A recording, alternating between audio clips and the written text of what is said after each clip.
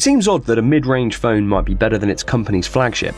However, this is what I've started thinking about the new Motorola Moto X Play.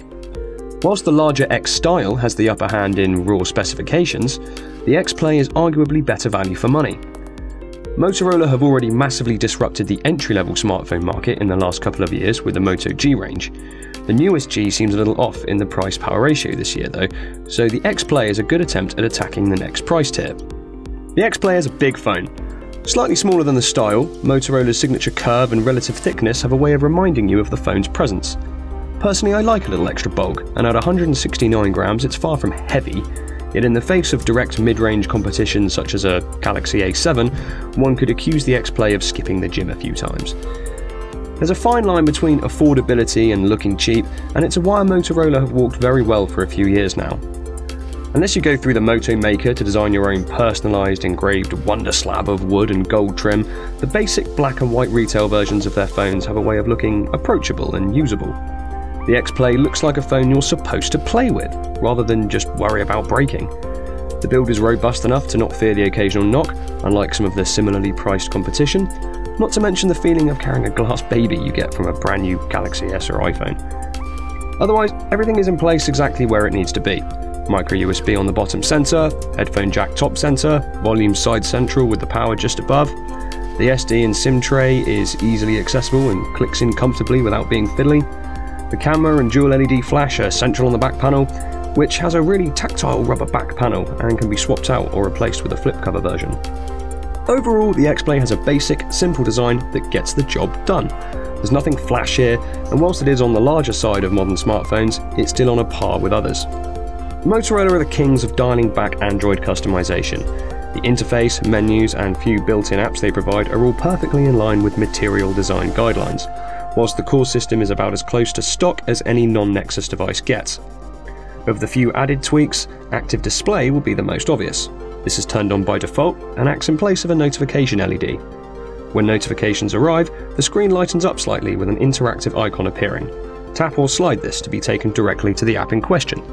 The screen stays lit for a few seconds and will shine again with every new notification, or should you physically pick up the phone when there are unread notifications. It's not as pervasive as a flashing LED, and an interesting alternative. It works well and is an example of a simple, well-implemented feature. However, should you, like me, find it ultimately a little bit annoying, as I do with LEDs, then you can just turn it off in the settings.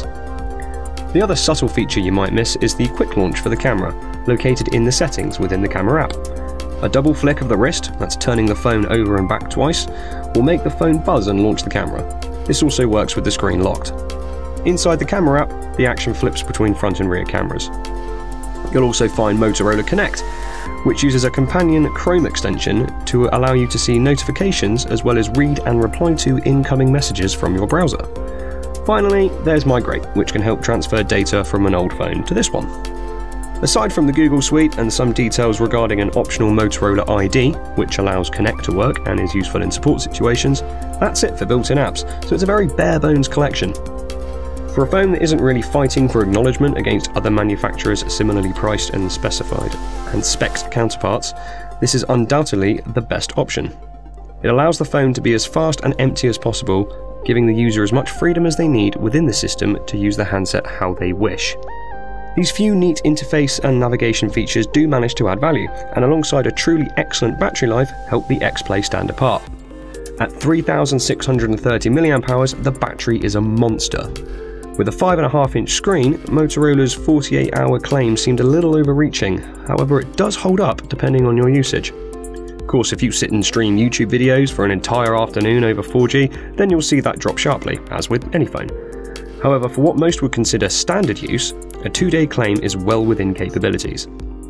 This is helped by opting for an average Full HD 1080 LCD display, which is sharp and offers decent brightness. There are some better displays out there, but this one does the job admirably.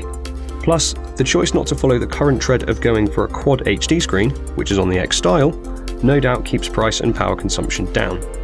Processor-wise, the X Play's octa-core Snapdragon 615 will tick along perfectly well for some time. With 2 gigs of RAM, this can handle pretty hefty multitasking and will take on pretty much any of the top 3D mobile games available as well.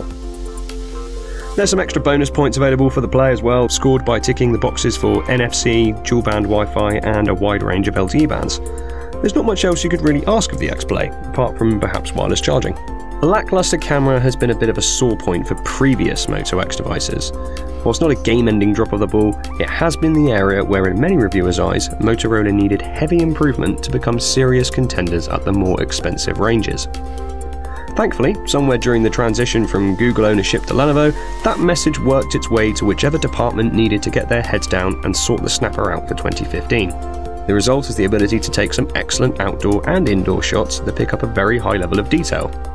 The 20 megapixel sensor clearly helps here, although it's not all a numbers game in photography.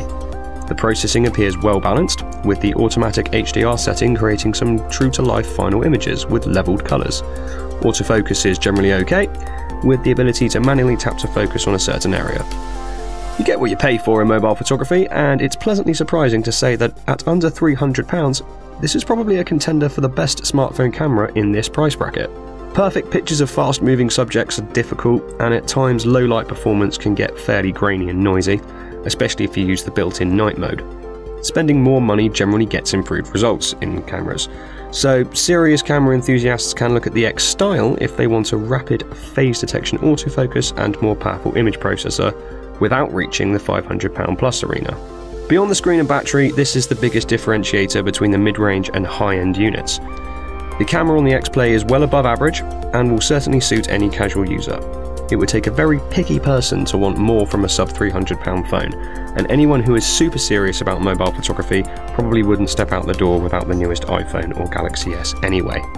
In conclusion, if you're in the market for a new phone and find your budget sitting around the £250 to £300 mark, then buy a Moto X-Play. Unless you really have to have something a little smaller, you'll struggle to find better value for money and brand recognition in the market at this time of writing. The X-Play combines a good quality build from a respected manufacturer, close to stock Android with swift updates, a borderline excellent camera, considering the price and otherwise mid-range provisions, with a final hit of ridiculous battery life and water resistance. If you truly want top-of-the-range specs, then by all means pay the extra. However, the X-Play should be a phone that easily lasts a full lifespan for anyone other than total power users. The hardware, combined with lightly updates to Android 6 Marshmallow and beyond, will keep the X-Play relevant and working well for a few years to come.